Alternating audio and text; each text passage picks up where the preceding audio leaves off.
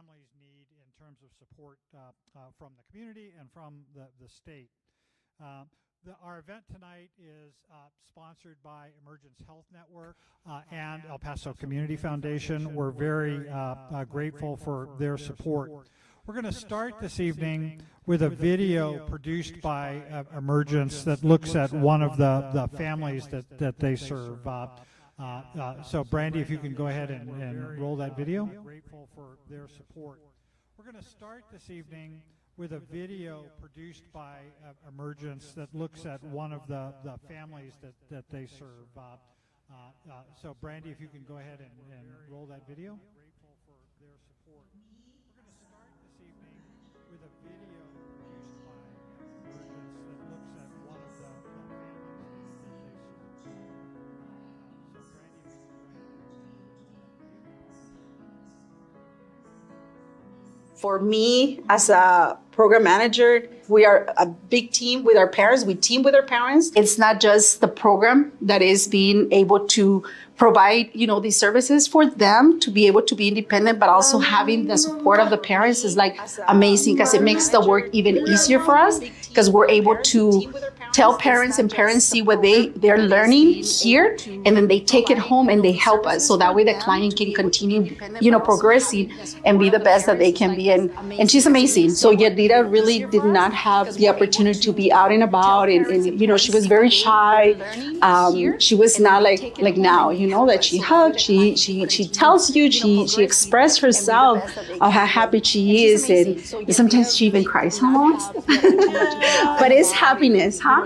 Is happy, yes. She was in the waiting list for more than 15 years. She started being able to receive those services about 5 years ago.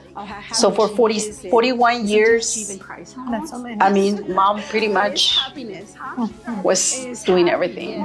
Y casi no había ninguna actividad para ella. Because there was really no activities for her to be part of. We take them to a lot of different activities here in El Paso to give them the opportunity for them to, everything that they learn here, be able to do it outside in the community. And she's amazing. She actually pays her own meal. We don't have to actually take care of her money. And she has her little bag and she has her money, and then she pays, and then we just need to make sure that she gets that right change. But she's very independent. She's very happy, very satisfied, and she really, really wished that there was a lot more programs to be able to provide, because there is a lot of kids that don't have the opportunity as her daughter. So. Y todos en general, todos la tratan muy bien. Yo veo a todos en general los tratan muy bien. So she knows that in general, we treat a lot of kids that don't have the opportunity as her daughter. So. Y todos en general, todos la tratan.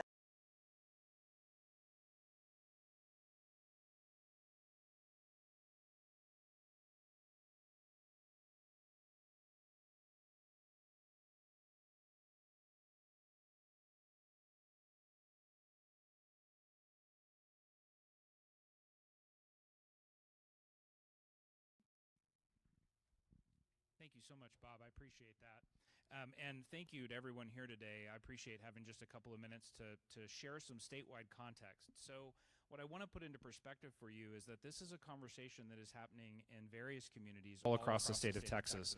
So since the end of February, I have been in 14 different communities having discussions just like this about needs that exist in community IDD services. And so where does this conversation begin? Really, it begins in 1965 with the state legislature creating the Community Mental Health and Intellectual Disability Center system as an alternative to institutional care in our state. And for quite some time, the development of community-based services occurred very slowly. And it wasn't until the mid-1980s that the Home and Community-Based Services Waiver Program, which many of you are probably familiar with and I know will be part of your conversation today, like Texas, like other states, began to incorporate the HCS waiver program into its Medicaid service array. And today, that service is a vital service for thousands and thousands of Texans. In fact, better than 32,000 Texans across the state on the Home and Community-Based Services Waiver Program. So it's a cost-effective service. It's an incredibly important service to families and people who receive that. And so it's a vital lifeline. So what happened in the last legislative session? I know you'll hear a lot more about this today during the course of your panel presentation, and we're grateful to Representative Moody for the leadership that he provides in this community and for the entire state of Texas. He's a champion on these issues, and I know you're going to hear more about this from him, but at the end of the legislative session, the legislature funded direct support workers for community IDD programs at $10.60 an hour. And they funded the community side at $10.60, and then state employees that do the same work in state-supported living centers, they funded the salaries at $17 to $24 an hour. So if you do the same work in a state facility, you can make $17 to $24 an hour versus the community at $10.60 an hour. Now that's the rate that supports that. So that's a challenge. You don't have to be an expert in this policy space to know that when you can only pay people, the rate only supports paying people at $10.60 an hour. That's a problem, right? It's a difficulty. So here's a challenge that I'll present to you. We, along with our partners, the Private Providers Association of Texas and the Providers Alliance of Community Services of Texas, conducted a statewide survey. So the vacancy rate on a statewide basis for direct support professionals in the Home and Community-Based Services Waiver Program is 30% across Texas. 30%. And what that means is that providers struggle to keep group homes open. They struggle to offer services to Texans all across the state because of the workforce challenges that exist today, because of the funding decisions that have been made. Now, I'll point out this fact. The Texas House of Representatives actually had an average of $15 an hour for direct support professionals in community in their version of the budget. The Senate had it at $11 an hour. And you know how the House does its version of the budget and the Senate does its version of the budget, and they go into a conference committee and work out the differences? It came out at $10.60 an hour. So we've got a lot of work to do on this. And organizations like Emergence that are doing incredibly important work in the community, leaders in our state like Representative Moody and the families that care so deeply and the people involved in these services are all part of this conversation.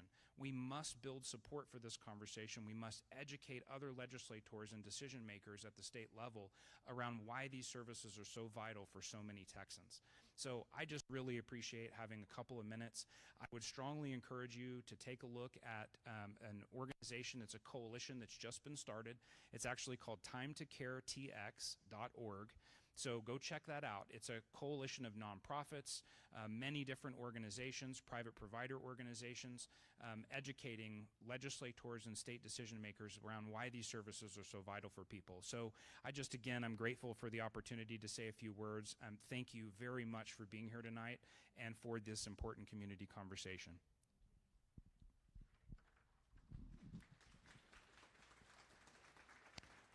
Thank you, Lee, for joining us today. I meant to mention at the outset that this event is being live streamed.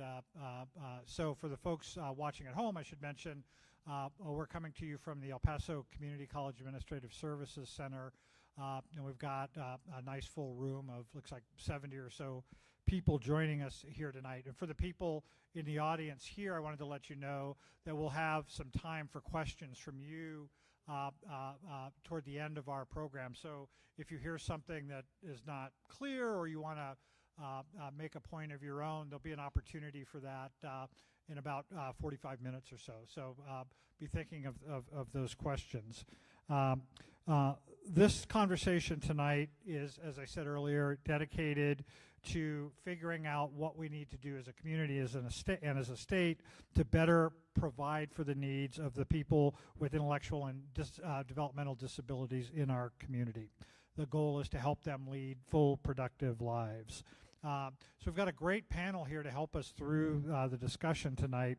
And I want to start by introducing you to two parents of people with intellectual and developmental disabilities who are joining us tonight. The first to my far right is Armando Salas, who's a lifelong resident of El Paso. Armando worked as a substance abuse counselor for 40 years and in 2023 retired from El Paso County Community Supervision and Corrections. Mr. Salas is a husband and father of two daughters Consuelo, who is an assistant professor at San Diego State University, and Angelica, who graduated from Jefferson High School, completed the Animal Care Specialist Certification Program at Eastern New Mexico in Roswell, and who has worked for the Northeast Veterinary Clinic for the past 15 years. Armando, your family, your wife and your daughter, one of your daughters are here today. You want to introduce them to the audience real quick?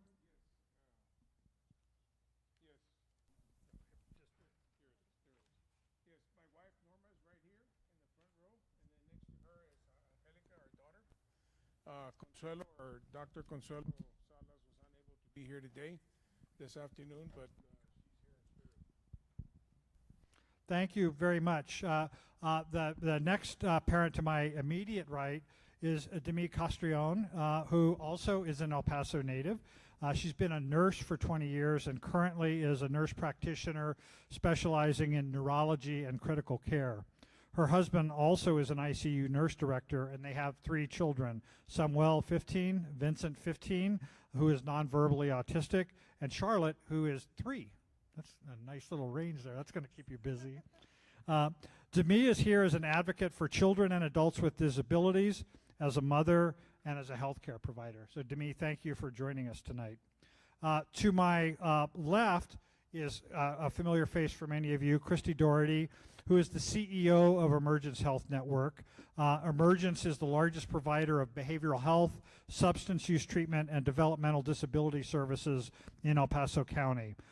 This includes the EHN Dayhab Learning Center and intermediate care facilities. And then at my far left, no pun intended, Joe, is State Representative Joe Moody. Joe represents District 78 in the Texas House of Representatives. He currently serves as the chair of the Committee on Criminal Jurisprudence and is a member of the Select Committee on Community Safety, as well as the Committee on Judiciary and Civil Jurisprudence, among others. Joe is a lifelong El Pasoan whose legislative work has touched on topics from veterans issues to criminal justice reform to education and to mental health. And as you've already heard from Lee Johnson, he's a strong advocate for Texas's IDD population. So I want to start with the parents to kick off our conversation tonight. Can you share your experiences in navigating the IDD service system for your loved one? What have been the biggest challenges and successes? Armando, why don't you start first? Angelica, excuse me, is now 36 years old. So, yeah, there it is. So, Angelica is 36 years old now. So we've been at this since birth. And as we progressed through her educational services, we started out actually with Emergence under the title of Life Management Center at the Eleanor Zinn Early Childhood Intervention Program, which was located on Montana. We were there the day that they built the ramp in the back. I don't know if the ramp still exists, or maybe it's fallen down. But anyway, it was a wooden ramp. But anyway, we've been at this for a long time. So we started with Angelica accessing services right at birth, or soon after birth, within 2 months of her birth. And then as she progressed through the ECI program, entered the El Paso Independent School District after a great deal of struggle, because her birthday happens to fall on September 23rd, and so it wasn't right in line with her calendar, so we had to wait until January of the following year with a lot of petition, a lot of persistence and perseverance, get her into the regular public schools. That posed its own challenges. We were told that there was not a program to fit her needs at her home school, so we were busing her to another school. That busing situation was a nightmare. We went back to the ARD and petitioned again, and after several long, I think we hold the record for almost 12-hour ARD meeting, continuous, with El Paso ISD, and finally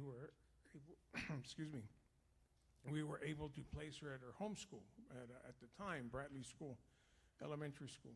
So from there, it was off to the races. Angelica just continued to excel and progress with a great deal of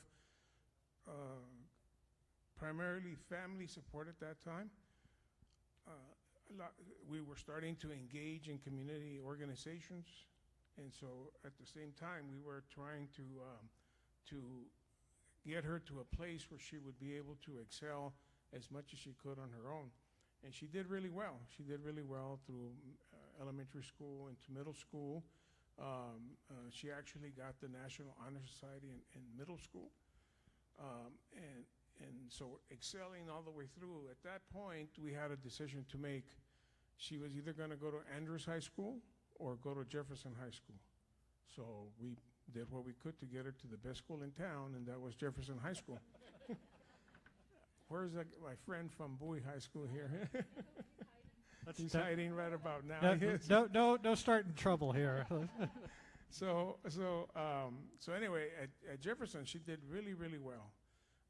We, again, were starting a transition, her transition plan and as a freshman. We enrolled her with EHN at the time, but something happened with her application. It got lost in the shuffle.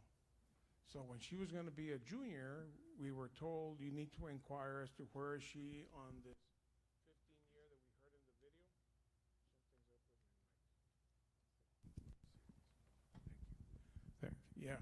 So something happened with her application. It was nowhere to be found. And so we inquired and inquired and inquired. Finally, we found out that somebody had reviewed the application and had deemed Down syndrome as not being a lifelong disability. And so we were all like, what? Nobody believed it, but that's what was written on our file. And so we said, well, you know what? It's unfortunate that that happened. I wish I would have been as calm then as I am now about that. And I said, you know, she needs to go back in line to where she would have been when we filed the application. And so after a lot of going back and forth, they told us if she's in line, how do we know? How do they know? We were just told she's in line, so we just took it from there. Eventually, she finished high school, and we knew that that was not the end of the road for Angelica.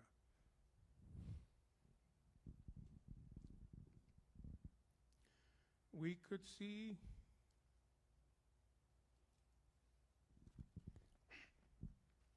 the potential.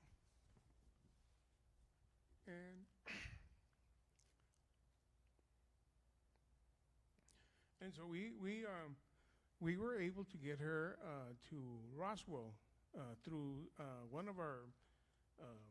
of the persons that was at one of the ARDs happened to mention Roswell, and I was like, Roswell, what the heck about Roswell? Well, there's a school out there that has a program for special needs. It's a one-year certification program. And so we said, what do we have to do to get there? So we went and we visited the school. Very receptive people, very engaging with us, with Angelica. We toured the dorms at the time, the classrooms and everything, and it was an amazing program. We found out that she needed to do Velpro 300 test. It's an evaluation test to see where she was so they could do a placement. And they said, since you're from out of state, there's going to be a fee. And so we came back and we were, okay, we're going to have to find a way to pay the fee. We weren't going to stop there. We were going to find a way to pay for the test, for the evaluation. So somebody, again, at another ARD meeting says, hey, you know what? No, one of our counselors said, guess what?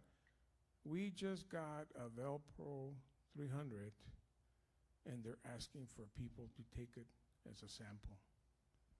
Wow. So we were like,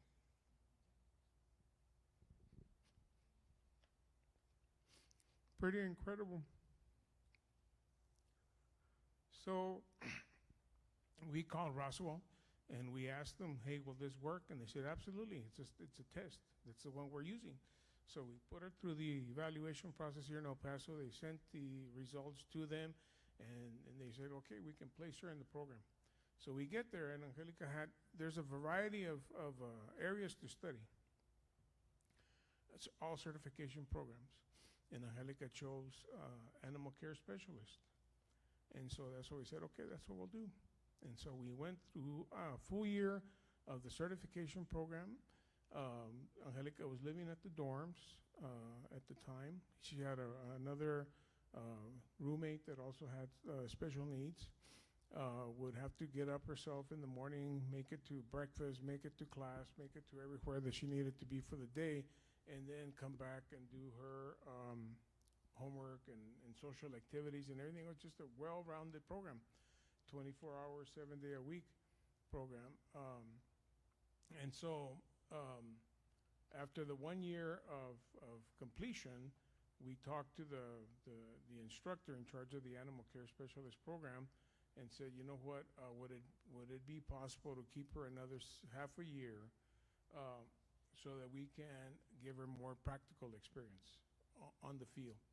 And they said, well, that's never been asked of us, but let me try. Let me see what we can do. So it happened. We kept her there for another year. During this time, there was an agency here in Texas called the Texas Rehab Commission, which is now called DADS, Department of Assistive Aging and Disability Agency. So they were helping us pay for her in-state tuition, her meal plan, and I think the dorm, and books and supplies and her uniforms. Okay, so we had to pay the difference of the out-of-state tuition, which was a tremendous help. At this time, Consuelo's already attending UTEP, so we've got two kids in college at the same time. So that was a big help, okay? So we were able to get her through that, that service, okay, through those funds here and from Texas. And again, this El Paso office was not used to spending money outside of the state of Texas. And so they were like, you have to find something locally. I said, well, we found something that's almost locally. We can go up there and back, like in half a day's drive, in less than half a day. So if you're not satisfied with that, then you let us know where else we can send her. We're seeking her further education, and if that's not going to satisfy you, then you tell us where it would be okay. So we found out that there were three programs in the United States that specialize with Down syndrome or IDD services. It's in Roswell, in Connecticut, and New York. Okay, so we said, okay, we'll gladly go to New York. We'll move for a year or so. No, okay, Roswell will work out fine for you guys. So Angelica did great. So she came back and was working with Texas Rehab Commission, and they assigned her a job coach or a job developer, and she started working with him. Real good guy, Luis Aguilar. He's now retired, but he did some tremendous work for a lot of people. And so we placed her with the El Paso Zoo on a temporary basis while we were helping her find a job. And everybody at the zoo, as a volunteer, everybody at the zoo was very impressed with her, but very cautious about what can we help her, how can she help us, what do we need to be concerned about.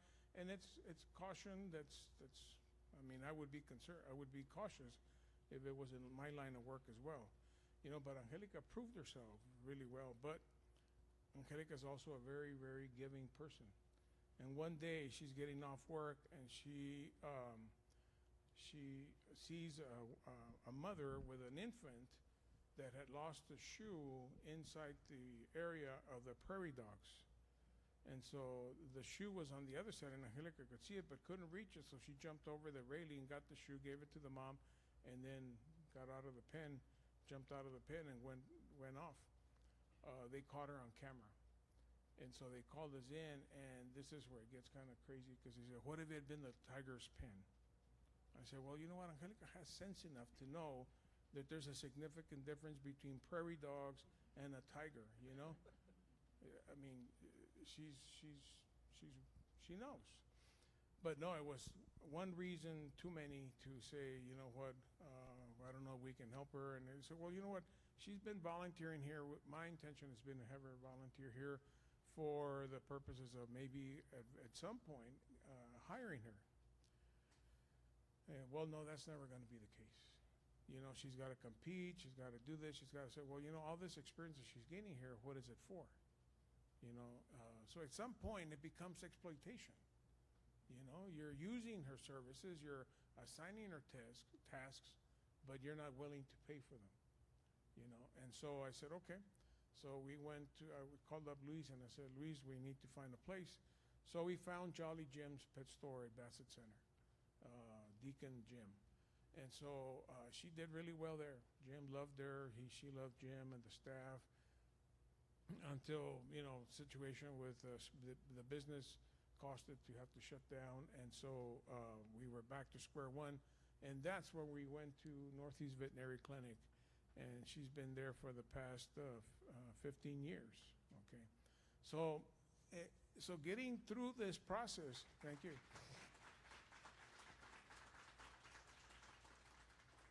So getting through this process of from that point to this point has taken a lot of initiative on Angelica's part primarily.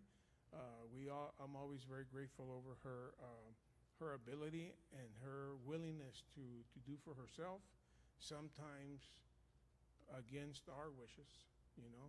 She's very independent. Going to Roswell really, really helped her become very independent, much more so than I had envisioned, okay.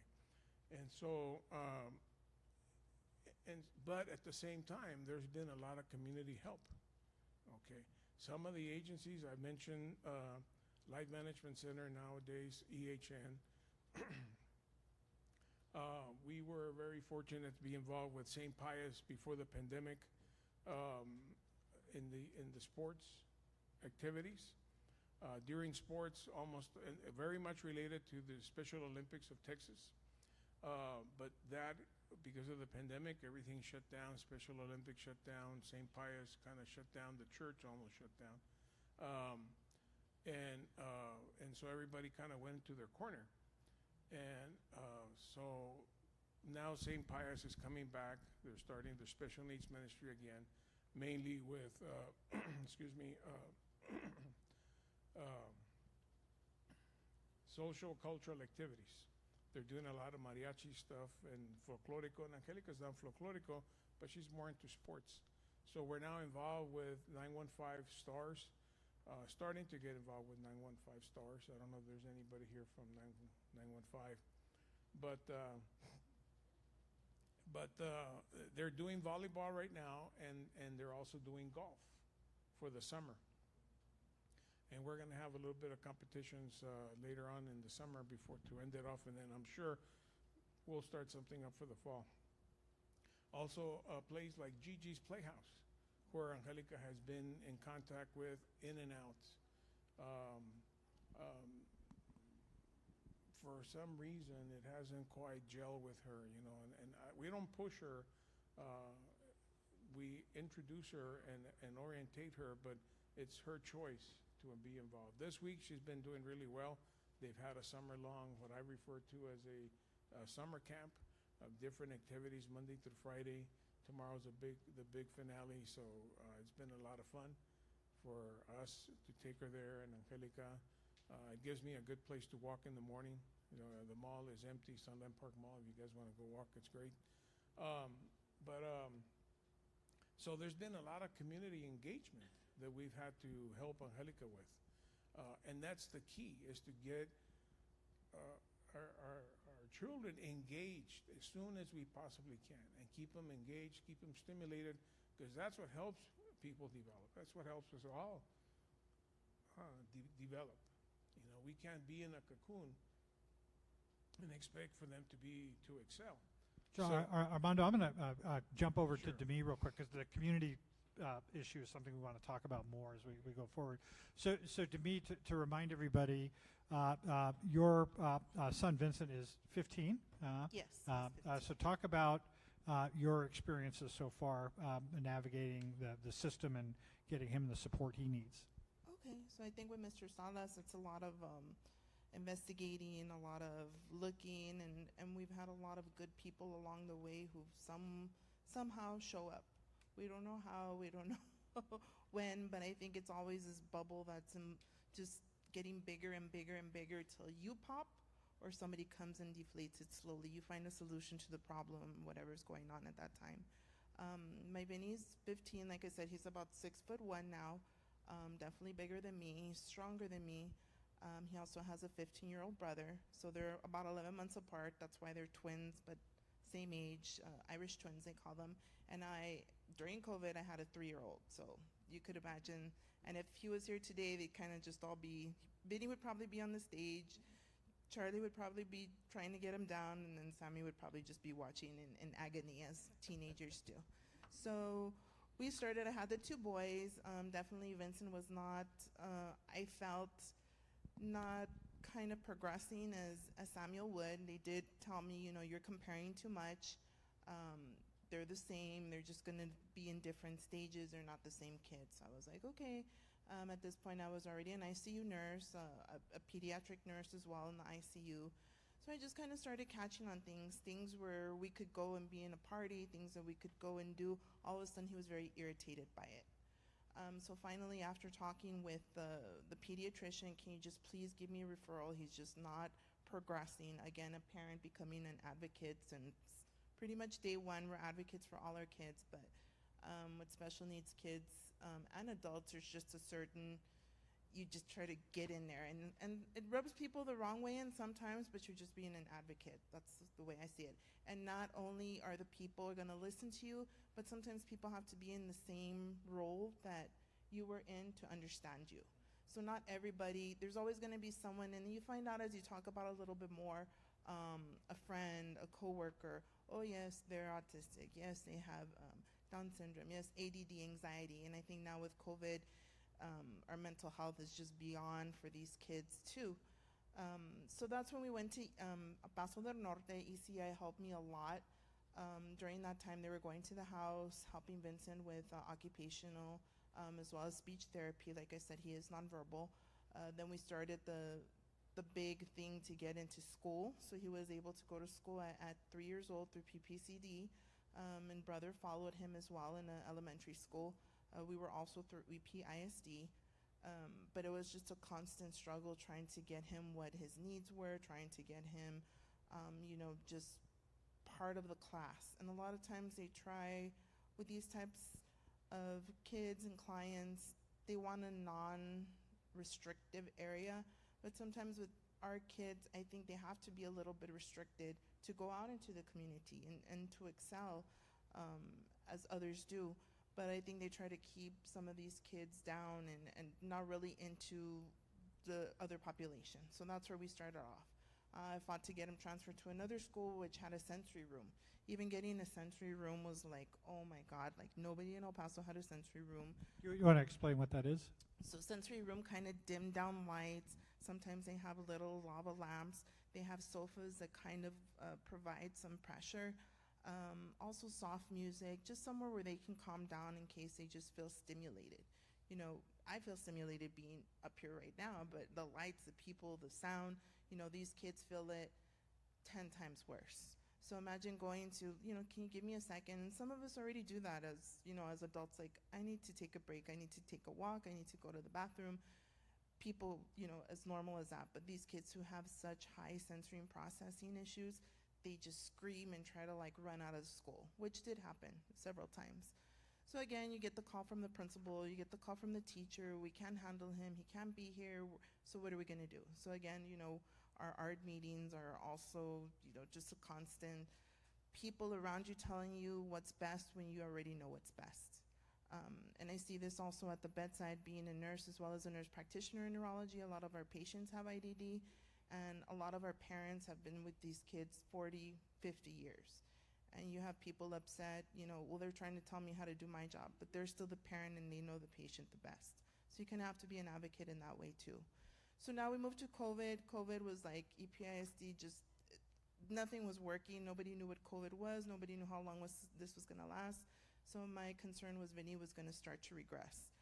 He was going to go into middle school that COVID year, so already we were starting off behind. Again, they just would send me stuff through the mail, oh, have him do this, have him do that. It wasn't really a solution that I found. And at that time, we also were doing private speech therapy as well as OT. So in that moment, you know, when you make those big movements, like we got to do something, we moved to the far east side to go to Socorro, which I felt had a better special ed department, and as well as maybe more support for Vincent. So that's where we went, ended up there. We still went through online in middle school. At the same time, Dad and I were doing COVID. So it was just like doing online, doing my other son, and then, you know, it was very stressful at that time. So now where we're at, he's at El Dorado doing fairly well. But like I said, he is nonverbal. He stems a lot, which means he does a lot of noises, a lot of clapping, a lot of yelling. So that kind of deters us from going out. And I know a lot of families here, a lot of parents, you know, we don't do a lot of stuff because of those moments. And then, yes, there are altercations with other people who don't understand, and I think that's where we need to be advocates. If anybody could help educate the schools, they say they go through the training, but yet you have a coach trying to tell a kid like to do something he's not listening to me. Well, it's not that he's not listening to you, he's just autistic and he doesn't process the way you telling him to do it. He's not going to respond the same. So it's kind of a lot of teaching, even with our administrators. It's very hard to get a good administrator to support you, to be an advocate for you for the next step. And they do sit in all those ARDs, as well as your physical therapist, your speech, your OT, the DIAG, who looks at all the students and tries to give you what they think the child needs. But I mean, again, you're the biggest advocate for your child. You're the one who's going to make a difference. And at the same time, some people don't budge until you push and push. So at that time, Vincent, we were able to get a psychiatrist, and through Texas Tech, and at that point, our Texas Tech provider ended up with Emergence. So that's where we kind of made the move over. Again, it's a lot of investigation, it's a lot of researching. Where do I go? What do I do? What's next? What do we need to take care of? And even though, yes, Emergence is there, but it is still a very difficult way to get in. How do we get in? Do we need the provider to write some sort of report? Do we need the psychologist, a psychologist, to write something up to get the services that we need for them? And I think that's where Emergence does a lot. I personally like anywhere where you can get everything done in one place, and I appreciate that from them. They check up on us. We do have our provider that comes over to check on Vincent and see how he's doing. He was able, his 8th grade year was probably the worst year for us, where he was very violent. The teachers didn't know what to do with him. They kept calling me to pick him up. So that's where we started getting Emergence involved and got the crisis intervention. So through that, we were able to move up to the HCS and get him the things that he needs right now, as well as, so we do have a respite provider at sometimes. But right now he's still young, majority goes to school, but even that, things had to get worse before we could get any help. And I think that's where parents need to be advocates and push, like, I need more help, I need more help. And I think first of all, as a woman, and as a Hispanic woman and a woman who's a professional, you rarely ask for help. And it's very hard to be like, someone needs to help me now, or something's gonna happen. And I've always been an advocate, either something will happen to my son, the people around him, or the people around in his family. So that's something we need to be aware of, and hopefully coming together and talking, and a lot of community resources out there. Going to movies, I found you go to Alamo on Tuesdays, it's like sensory friendly Tuesdays. You have the zoo, I know how to open something on the morning on Sundays. Definitely something like that, and you want to push for that everywhere you go. Everybody has a business, everyone has something they want to sell. So maybe you catch up with someone, hey, can you help me?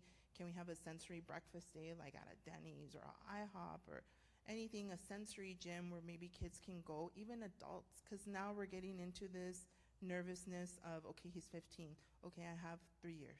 What am I gonna do? What am I gonna do when he graduates? What am I gonna do if he's too big and they're too scared, and he's too strong and he like runs out of everywhere?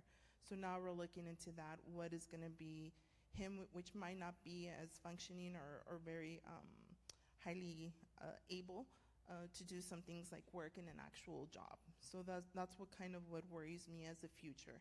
And two other kids that I have, that are they going to feel that they have to take care of their brother the rest of their lives, or are they going to have support as well from the community? Thank you very much for sharing that to me. Joe, I want to go to you next. Armando brought up Gigi's Playhouse, and it certainly reminds me, and many people in this room know this already, but you and your family have personal experience with IDD. So tell us a little bit about your family and talk about how that personal experience shapes your views and priorities regarding IDD services in Texas. Sure. No, and I appreciate that question. Actually, my parents are over here. So a story that obviously my big sister Melissa lives with Down syndrome, and I would tell you how old she is, but she would be mortified if I did that, particularly if this is live streaming. But obviously, my big sister. I wasn't there when my parents had the conversations with their doctors in 1978. You can do the math on that. And so, but what I've heard and what's been told to me, and it actually really kind of comes out as I heard your stories, what was told to them was, here is how your child will be limited. Here is everything they can't do. And it was a litany of things that they can't. If you just listen to the stories of these two parents right here, what I heard was, it is the systems that have limitations. It is what we offer to families that have limitations. Those are the can'ts that we have to overcome. Those individuals, if you unlock their potential, can live amazing, full lives in the way that they want to. That's reality. It is the systems that we have in place that are not reflective of that, that can meet them where they are and take them even further. We're very blessed. We are very blessed as a family. That was probably very scary times for my parents as they had more kids and as our family grew and as they became more successful in their professions. Like, we had good family support networks. And as we've grown, we've continued that. But that's not the case for everybody. I've heard the word advocacy a number of times. You have to become an advocate because those systems are going to resist you at every turn. Something's difficult for someone. Well, I don't want them here. Something's difficult. It's complicated. I'd rather put that over here. We had a system, and at the very beginning we talked about kind of shifting the paradigm here. Right? We had a system of institutionalization, isolation, separation. Philosophically, everybody knows that is wrong. Everybody knows that is not the best way to unlock individuals' potential. I've seen it in my sister's life. I have seen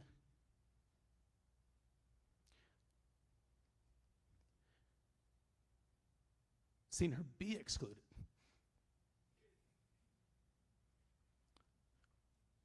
And there's nothing more hurtful when I know that she would excel if she had that opportunity. And though that experience, and I could go through all the stories, and it was wonderful to hear your all's journey, because it is one that so many families are on, and a lot of people don't get to hear. So I'm grateful that you all had an opportunity to do that. But that is what drives. That is. There's nothing that can take that away from my personal experience.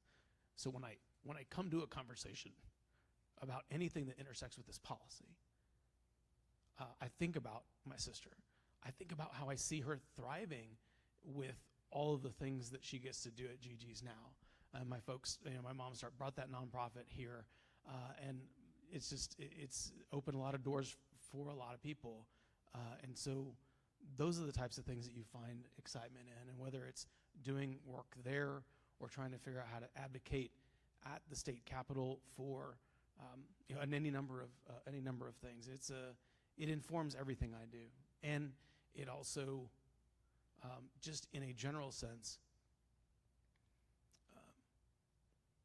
always reminds me that these systems, whether it be in this conversation or any other, will always push back against you. And you have to continue to advocate no matter what that is. and whatever that may be for you, for your family, and to not let that be a deterrent, because you can find success, and then hopefully you can actually switch that, change that, and that is not the same struggle that someone else has to go through. Thank you, Joe. Joe mentioned his parents. I just wanted to single them out. Bill and Maggie Moody over there. Thank you very much for joining us, and thank you for all both of you have done for El Paso over the years. Very much appreciated. Christy, the thing that struck me the most when preparing for this event tonight was hearing, and this came up in the video too, that the wait time to receive services for state-funded services in El Paso is 16 to 17 years. And put simply, what that means is if you're the parent of a newborn that's been diagnosed with an IDD, you have to get them into the system right now if you want to have any hope of getting help for them after they age out of the school system. So what are the biggest challenges your organization faces in providing community-based IDD services, and how are you addressing them? Well, first of all, I want to say I'm just so honored to be part of this conversation, and your journeys are just amazing, and thank you for sharing. Really, one of the challenges we're having, and I think it's not just in the IDD space, but it's such an important topic right now, is workforce. I think everybody can talk to that. And so when you talk about the wait list, that's a challenge that we work with our delegation every single year, because I'm sure all of you are familiar with HCS, Texas Home Living Programs. They call them slots, and they are lifelong, and they only issue so many per year and so many per region, and they really don't look at it as a need. They look at it as a number, and that just breaks my heart, because there are so many folks that could benefit from those services if we could get those barriers removed. So that's one of the challenges. But also with our staff, we're very fortunate through COVID that I'm proud to say we did not lay anybody off. We did not stop things. We shifted and we adjusted, because we felt that our services, and thanks to our community support, were essential. And so we were able to keep our staff. But the problem we're having, and I know Joe's fighting for us every day in Austin, is the rates that the state wants to pay for these services. These are so critical. And when they believe that a living wage is $10.60 an hour, as Mr. Johnson shared with you, that's ridiculous. So we as an organization have been able to pay above that. But if the department, the State of Health and Human Services, would recognize this as such a critical service and a needed service for this attendant care, and the work that we do, through job coaching and being able to support those individuals to have the independence and do what they want to do. The rate is so important to where we can pay individuals more to want to do this job. And I had my team pull some numbers, because we have an amazing group of attendant carers that work for EHN, and they do wonderful things. We've had one individual that's been with us for almost 34 years doing that work, and they want to be here, and the passion that they have for the service and the people that we get to, that I love, that I'm so blessed to interact with. But that shows you something, that they're not there because they're there to make $1 million. They're there because they want to help. So we have to continue to push it in Austin with our wonderful delegation, who's been so supportive, to get that rate where it should be, to where we can pay the individuals that want to provide this care, a wage that they deserve. They deserve to be paid it. So I think those are the two things that I would recognize is that the wage and the rate, and then really, again, like I said, the need versus the number. And one thing that I want to make sure everybody here understands, that $10.60 an hour rate, that's the state rate. That is not what Emergence is paying. So talk about what you're doing to address that locally. Sure. So we're very fortunate that as an organization, we're able to use dollars from different places to make sure that we're trying to maintain our programming. So right now, we are our starting rate. When we say starting rate, that's entry level, no experience, is $13 an hour, but we also pay people based on experience and their tenure. So we are wanting to get past the $15 an hour, up closer to the 17. And when you think 1060, that doesn't, and the 13, even the $13 an hour, that doesn't take into consideration what we pay in benefits. that is the hourly wage that's paid. That doesn't take into consideration what we're contributing for health insurance and things like that. So we want to make sure those individuals also have benefits, retirement. We provide a greater retirement program. So I think that's important to think about.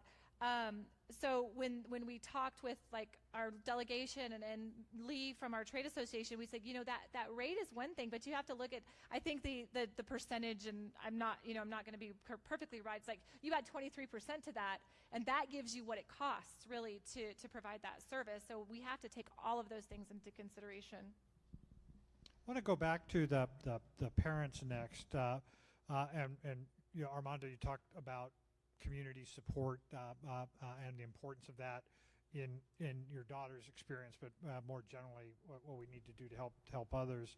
So I want to ask both of you, you know, what additional support and resources do you believe are necessary for families and caregivers of individuals with IDD? And Demi, I'll start this one with you. I would say right now our phase is like going into adulthood.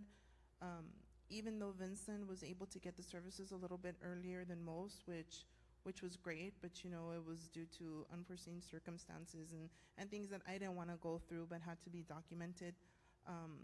Even starting earlier, once these kids are 18, it's really hard to change habits. It's hard to change habits with any of us. But once they're 18, bigger, taller, stronger, it's really hard to get them into what they need. And a lot of places might deem them that they're not safe, that they might be too violent, and there go the services gone.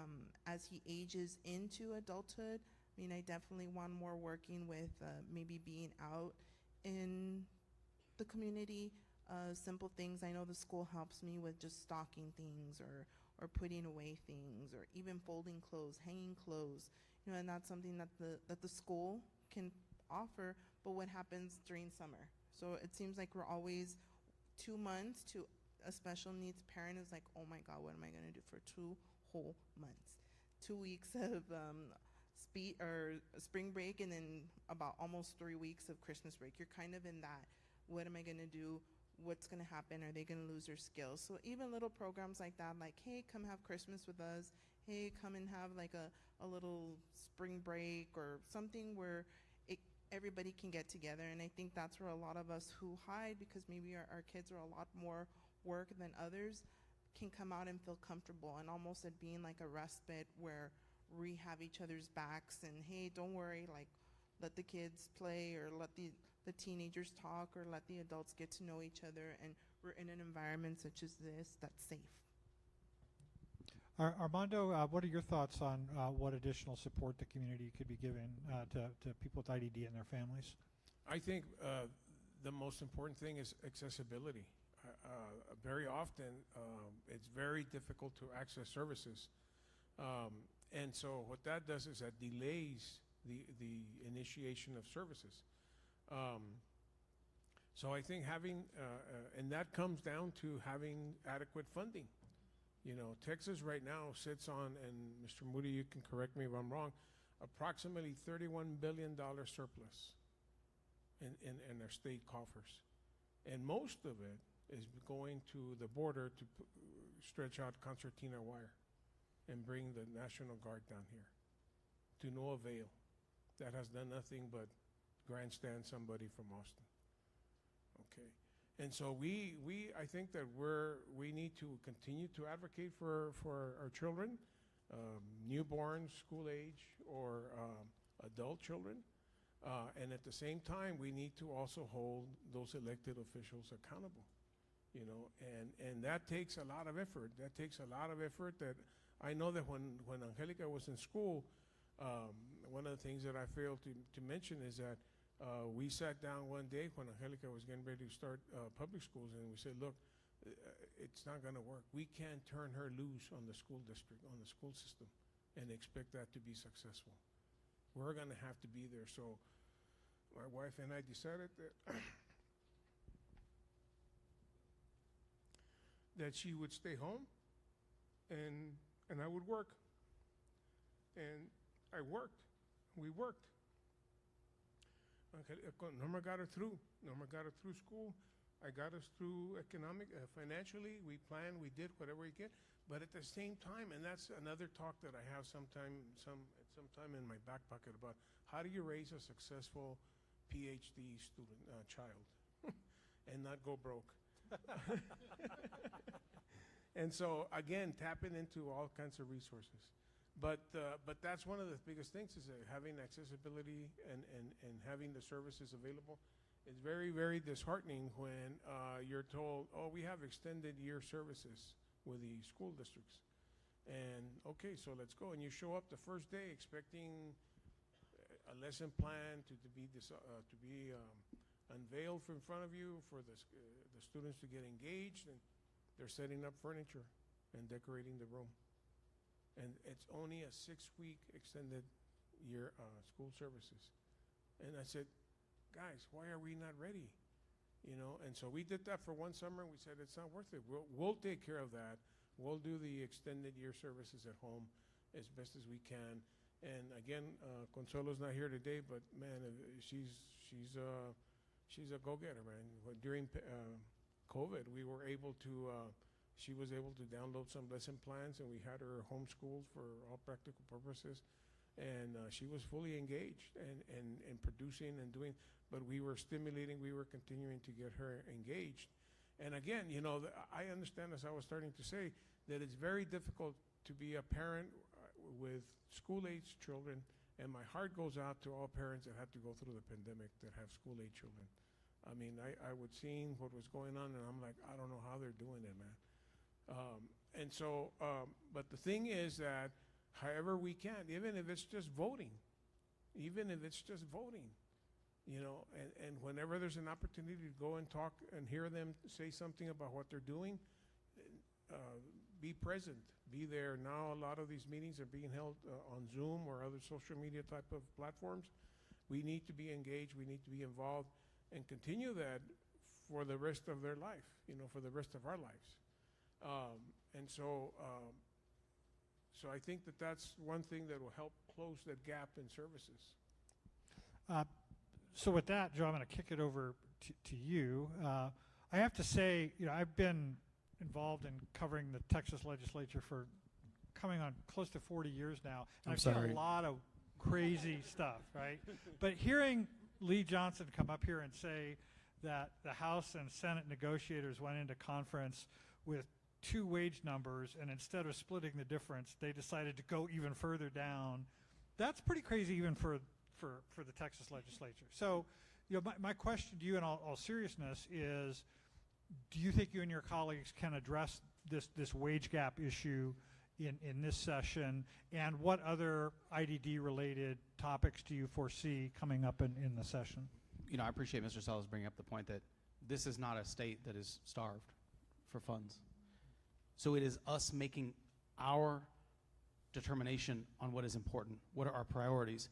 We very often talk about, you hear this in political circles, the budget is a moral document. It shows you what we care about.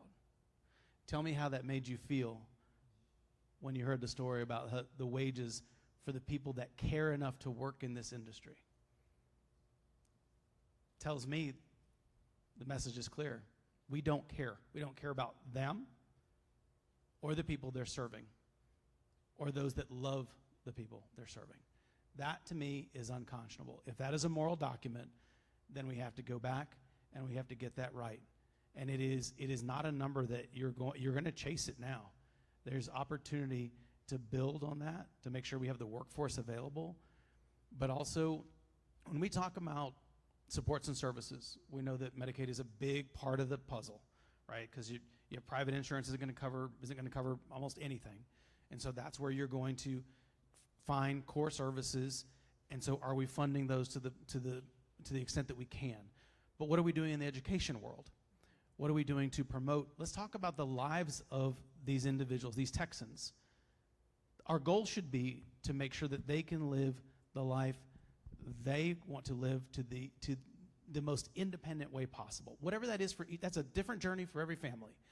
But that doesn't mean you're just looking at supports and services. That's an important part of the component. That's an important component of the solution. But what are we doing in the educational world? What are we doing in job training? What are we doing in life skills training? What are we doing in helping the families train so that they understand how to better interact with their loved one, to help them raise these kids and then adults? What are we doing in higher education? What are we demanding in these worlds where we can expect more? Because just like anyone else, I know my sister has hopes, dreams, fears, loves, all of those things. How she achieves them may look different than I would, but she has them all, just like everybody. So what are we doing to connect her with those possibilities? At the same time, what are we doing, and this is something that I do work on in my time in the legislature. I have worked an enormous amount in the criminal justice space. The population in our jails and prisons is made up of 10% of people with intellectual and developmental disabilities, even though they only make up 3% of the population in our state. What does that tell you? That tells you we're getting it wrong, we're not identifying the issues early, and we're ending up in tragic circumstances.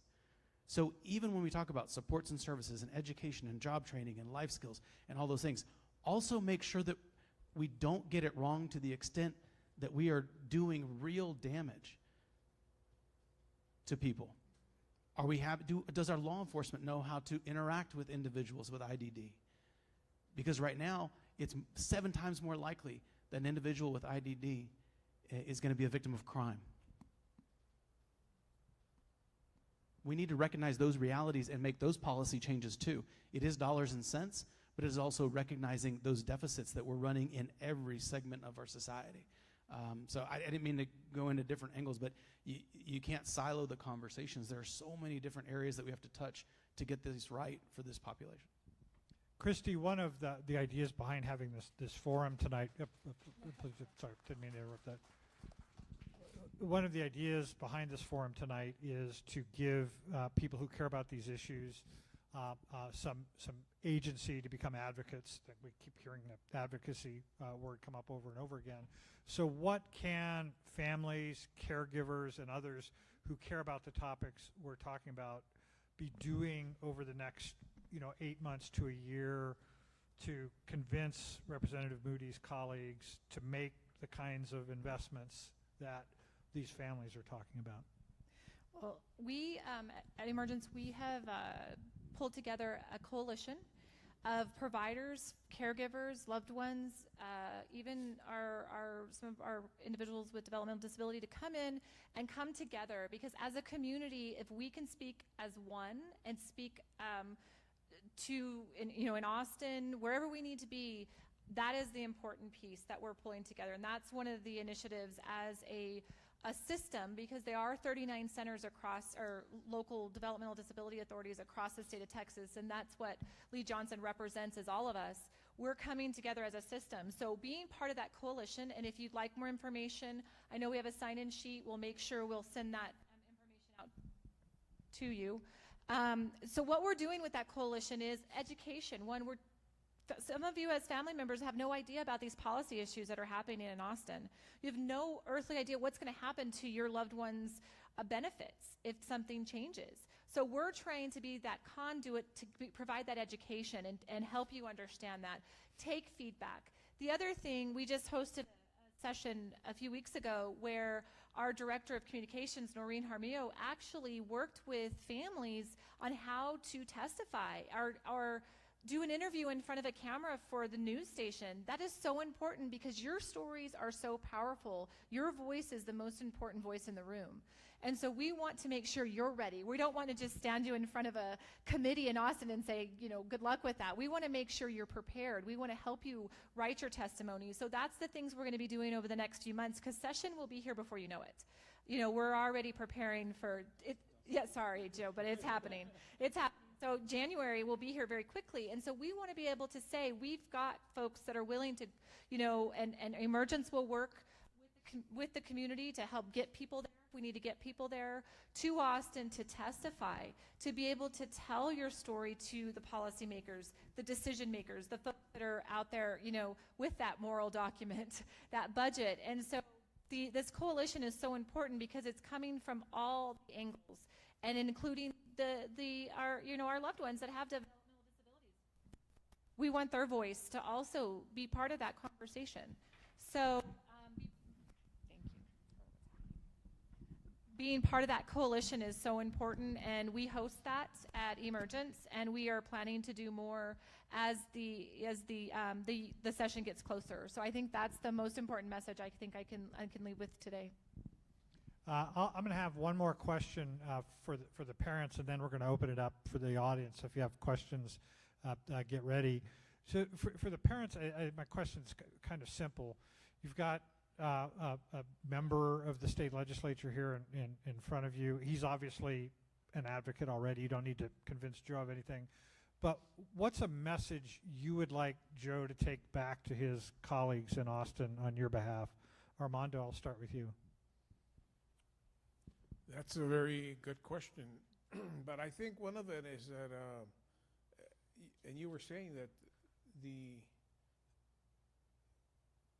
level of funding for for the staff that that Ms. Dougherty was talking about is reflective of the level of importance that they place on our children. And it's like you said, how can you go from 17 to 13 and then come out with 10? That's even fuzzier math than I've heard before. But the thing is that would be it, is that if they're serious about providing care for people with IDD and other and general mental health, they need to start funding these services adequately. You know, we were talking earlier about how some of the group homes in Texas have had to shut down because they just can't afford to stay open. I work for an agency in town under substance use disorders, substance abuse, and was a director of the men's residential facility. And after I left, they had to shut down the men's residential facility, the only one for Region 10. Region 10 is a huge real estate piece of land. And they had to shut it down because they just could no longer afford to keep it open. And that's not here recently. That's way before the pandemic. Okay, so the legislature needs to understand that these systems have been underfunded for a long, long time. And if it wasn't for people that are committed to the work that they do and for the people that they work with, it wouldn't work. It wouldn't be working, you know. But it's pretty sad when a fast food restaurant can compete for employment with somebody like EHN. You know, it's terrible. It says a lot when I look at it that way. It says, man, where are we? To me, what message would you like Joe to take back to Austin on behalf of you and your family? I think for all of us, everything's a struggle, whether it's the diagnosis, the treatment, sustaining the patient or the family member. We fight for everything. I've had private insurance. My son's on Medicaid now. Everything is a struggle still. I remember a time ABA therapy wasn't even covered through our insurance, and that was an actual private insurance. Medicaid, you call, I think it's a 211 number. Nobody knows anything. They keep, oh, hold on. Let me check on that. And I've been on the phone for at least 2 hours just trying to get his medications covered. I think if there were bigger payouts maybe through insurances, some of these homes could actually be open longer. It is a service that you provide. Maybe if there was more of medical background on it, like we are providing a service, we are creating treatment, I mean, that's a certain way that maybe some of these places can get more funds, grants, if able, if you have a certain amount, and you kind of have, maybe for those who are trying to get into this as a caretaker, steps, progression to move up to bigger roles where they actually get training, certifications, make it actually where they can have the increase in pay with the certifications that they have. On the other side, when it comes to any sort of the homes, trying to get others to come in as far as like physical therapy, occupational therapy, social, behavioral, all these things to come in to try to bring up maybe and make these individuals and put them out in the community. Because as you say, we're always in crisis. There's only crisis when we decide to do something. But in this way, maybe we could do something ahead of time to prevent the repercussions of what could occur. Please join me in a round of applause for the panelists. Very profound conversation. Now I want to give the audience a chance to ask some questions. My colleague Bill Pitchcolin has a microphone, so if you have a question or comment that you want to make, just raise your hand and Bill will help share it with you. Mi nombre es, yo voy a hablar en español, si Bani me va a interpretar. Mi nombre es Francisca Grajeda, yo soy organizadora de una coalición que estamos luchando por las asistentes personales. Las asistentes personales ahorita ganan, como dijeron ustedes, 10.60, no tienen beneficios, no tienen seguro médico, no tienen vacaciones ni días festivos pagados. Y aparte, aquí en El Paso ahorita está habiendo muchas estafas, porque las agencias se están cerrando y se van a bancarrota. Hemos estado oyendo hablar mucho con el señor Muri a Aston, hemos hablado con la representante Mary González, con nuestra representante Ileana, nuestro senador César Blanco, y todos ahorita no están haciendo nada por las asistentes personales. Ahorita es una crisis muy grande que las personas con discapacidad están teniendo para retener y reclutar. Tenemos el problema para tener un asistente personal aquí en El Paso. I think in English or Spanish, the message comes through very, very loud and clear. Joe, anything you wanted to add on that? No, I mean, I think the urgency of the matter is clear.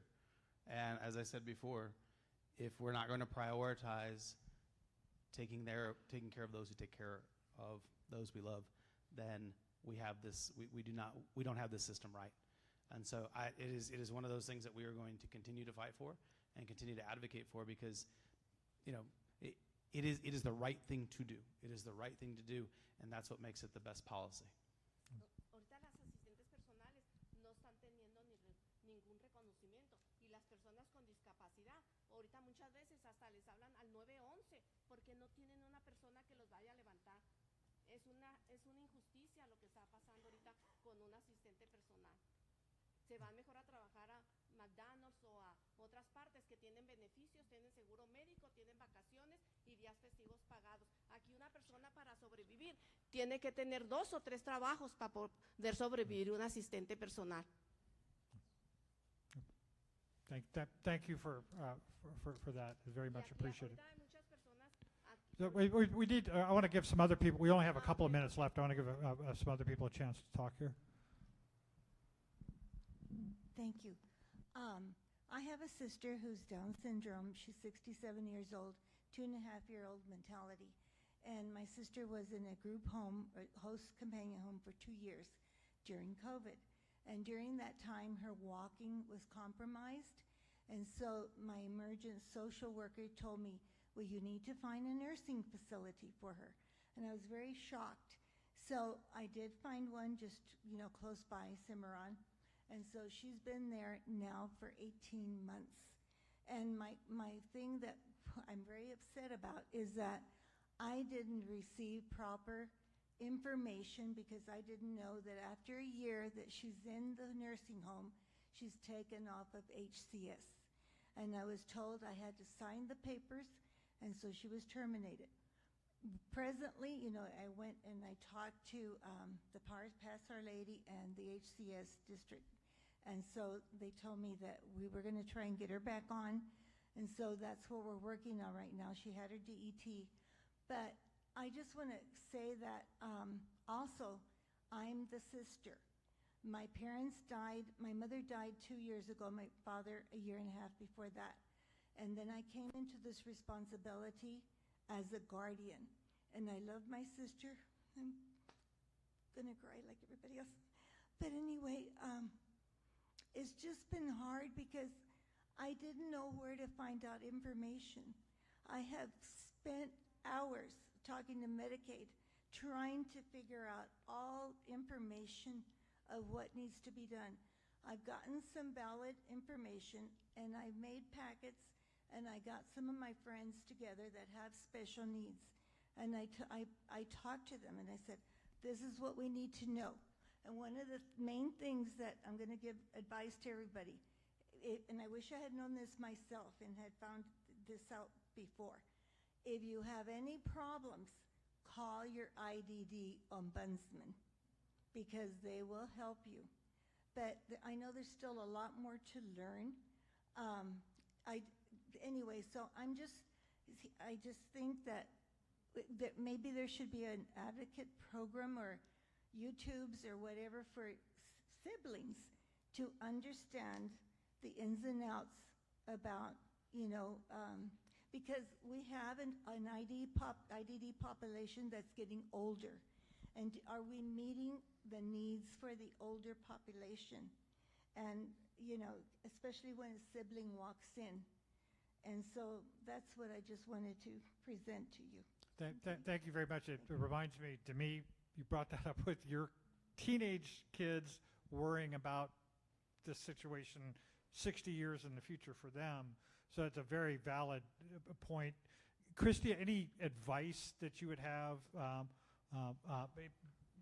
maybe not necessarily for her direct case, but these kinds of issues where siblings then step in the role of parents after the parents leave? You gave some really good advice, I think, with that, but anything you wanted to add? Yeah, without having the specific details, I do have staff here that probably do know. I think your ombudsman is a great resource.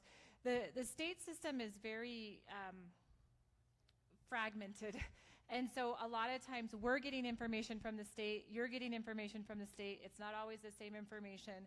And so we do have an authority function, but that state oversight is also some of the challenges. And so I think really looking at trying to integrate some of those processes, because I know I'm looking at some of my staff, that PASSAR process is not a simple process. It's a very complicated process. And a lot of times we're waiting for the state to answer there are questions, or we send an assessment up and we're waiting.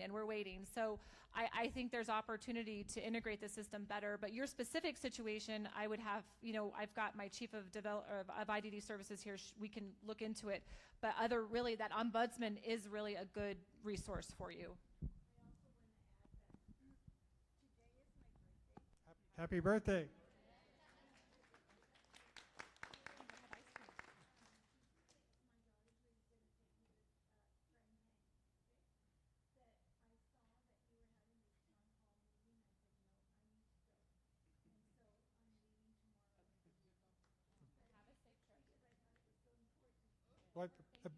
What's your name, ma'am?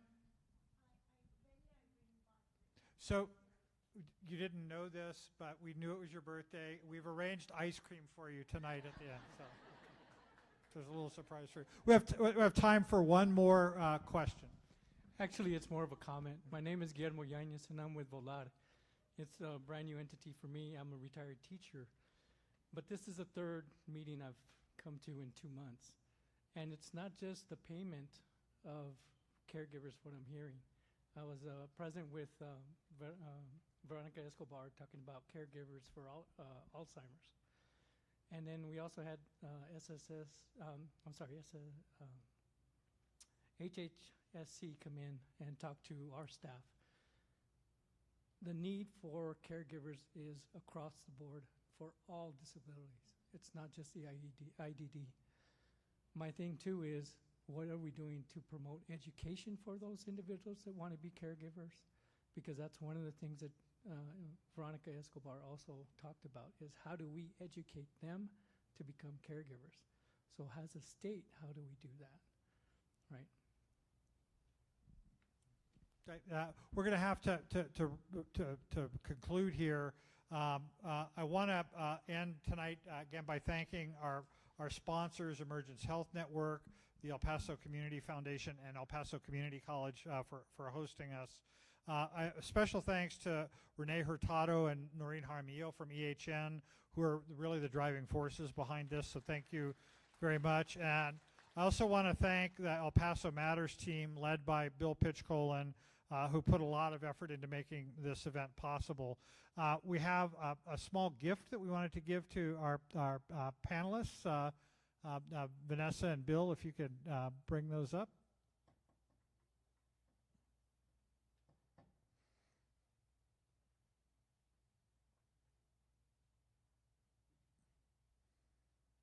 The gifts are cactus plants because they are prickly and strong, just like our guests up here tonight. So we thought it was a fitting gift.